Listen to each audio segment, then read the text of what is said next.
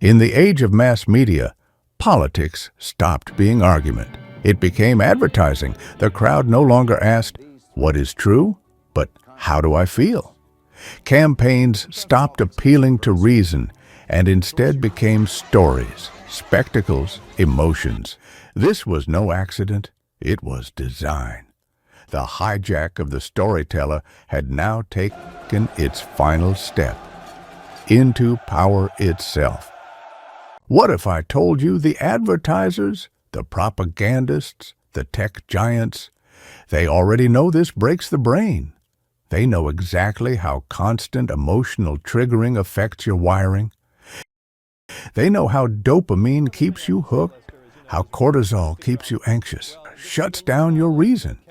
They know, and they use it, because it works. Nations themselves became brands, flags, slogans, myths of greatness, emotional marketing on a global scale. Pride and fear fused together. The story of the tribe, once told by the sacred storyteller, now told by the state, broadcast into every home. Daniel Kahneman showed the brain has two modes: fast, automatic thinking, slow, reflective thinking. System 1 is emotional, instinctive. System 2 is rational, deliberate. Emotional marketing overloads System 1 so that System 2 never activates. You feel instead of think. And once you feel, you act. Instantly, impulsively, predictably. This constant hijack has a cost. Anxiety at record highs. Depression rising. Burnout everywhere. Social trust collapsing. Tribalism growing. Why? Because the brain cannot live in constant emotional alarm. What's the famous saying about local newscasts, right? If it bleeds, it leads, right? You show crime stories and you show fires, because that's what folks watch. It's all about ratings. But the system demands it.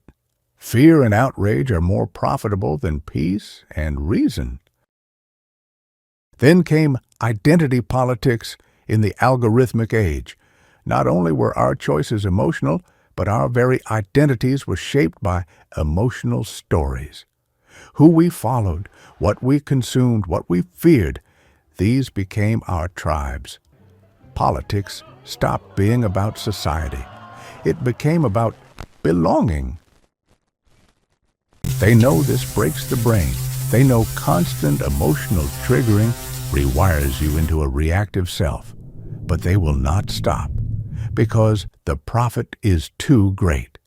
And so the choice is yours. Remain a creature of impulse wired by others, or reclaim your mind, rebuild reason, and live examined, as Socrates urged, before it is too late.